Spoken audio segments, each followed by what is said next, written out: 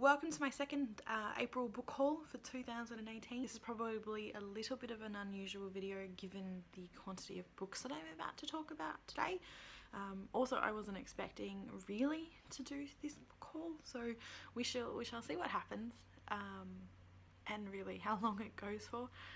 There is a stack of books.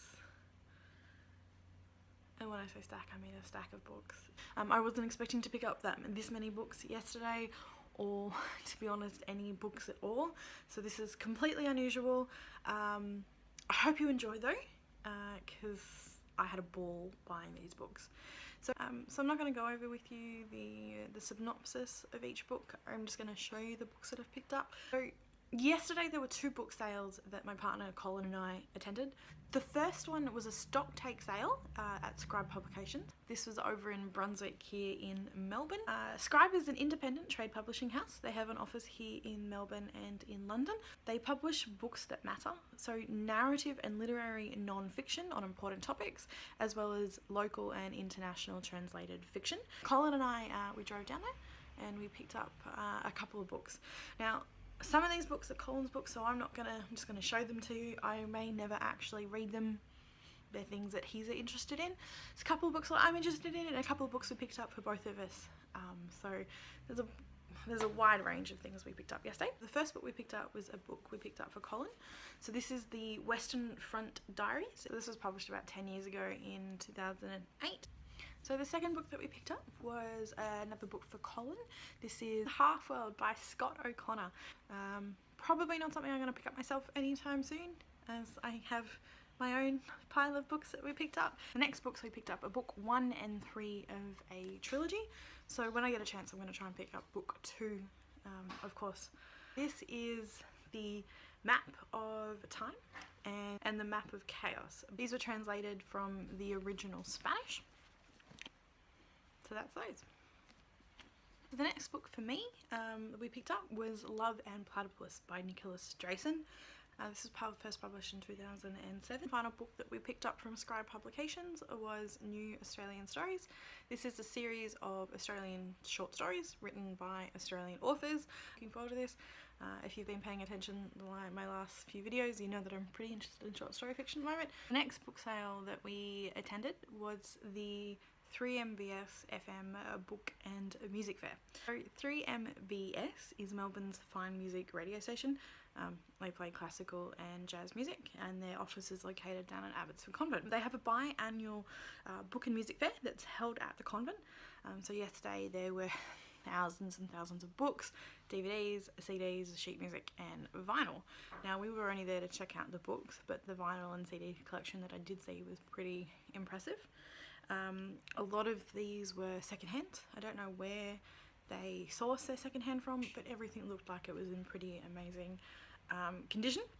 Some of this I will be reviewing in future videos, so stay tuned. Before I show you what we picked up, I'm going to show you how much we picked up. So this is pretty big. So between the two of us, we picked up a pretty big heft of books. So the first book I'm going to show you that we picked up from the 3MBS book fair is the only book that is not a science fiction or fantasy book or a speculative fiction book. Catherine Mansfield's The Garden Party and Other Stories. We found issue 2 and issue 4 of Aurealis, Australia's currently only science fiction and fantasy magazine. So this was really quite exciting, a little bit of Australian history. Now I'm pretty excited about these, given my current obsession with short stories. You're probably not all that surprised, but I'm really excited about these. Now we managed to find some issues of an out of print now Australian science fiction magazine called Eidolon. So five editions. To me, these are an absolute treasure. It's a piece of Australian history right here. I'm going to show you these in a later video, so stay tuned for that because I do definitely want to talk about them. We also picked up Red Dwarf, Better Than Life and Last Human, all by the writing team of Red Dwarf. My sister's been telling me to read these for years. They've never been a high priority to pick up, but managed to find both, so I'm pretty excited about that. The next book that we picked up was The Mote in God's Eye by Larry Niven and Jerry Pournelle. This is one of Colin's favourite science fiction books. The book that we picked up for Colin, purely just because the author is Eric Idle's The Road to Mars. Now, what you're going to see next is an awful lot of classic 1950s, 1960s science fiction. There was a treasure trove of that there.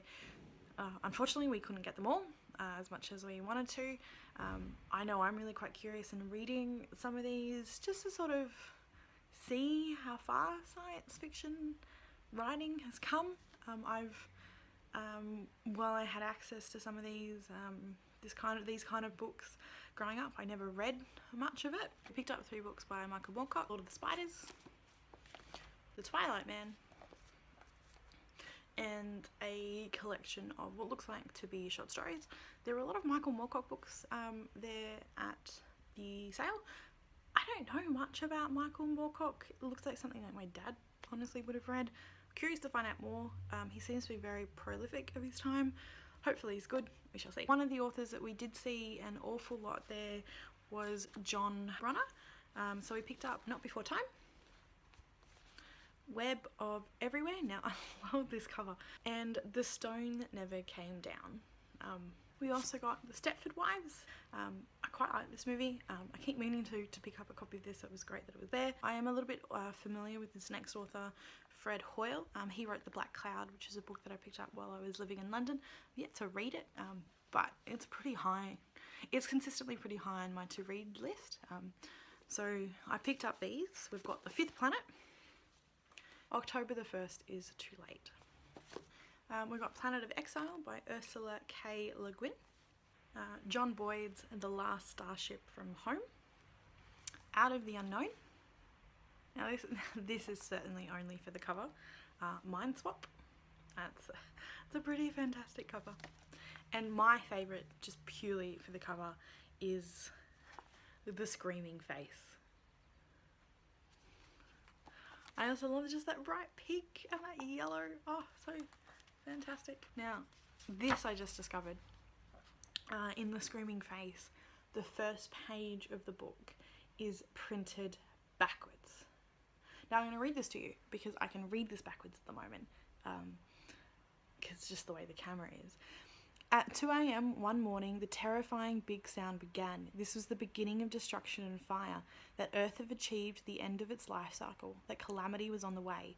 The very same sort of calamity that Noah faced in biblical times. It would be another great tidal wave of destruction, just like the flood. That's all the Noah story was, anyhow, mythology about the last cycle. World leaders told the multitude lies since escape was possible this time, but only for a privileged few. A ship had finally been developed which made sanctuary possible. Using or discarding gravity fields and needed enormous acceleration became a reality. You just switch on the attraction of some distant planet, negative your own, and travel. The only problem was who would be left behind. Family, friends, lovers. Now I just flipped through the book and discovered this ad for cigarettes. It was the 60s, I guess. I don't know. The last that we picked up were just some more short story anthologies. So at Galaxy Volume 2. Volume 2 of a 2-volume set. I don't know where Volume 1 is. I'd be interested in picking that up one day. Flashing Swords 2. How amazing is that cover? Novo 4, edited by Harry Harrison. And Dangerous Visions 1, edited by Harlan Ellison. So I hope you enjoyed this fairly unusual book haul. Next week I'm off to the Clunes Book Festival, so I'm sure I'll have lots of footage and another book haul for you then. Pretty excited about that. That's out in regional Victoria, so it'll be great just to get out of the city for the day. My Goodreads and Twitter are all down below. Please subscribe if you like what you saw today. There is going to be a lot more classic science fiction coming up through this channel shortly. I'm also going to talk to you about the Australian magazines that I found in the next couple of weeks. I hope you're all well. Bye.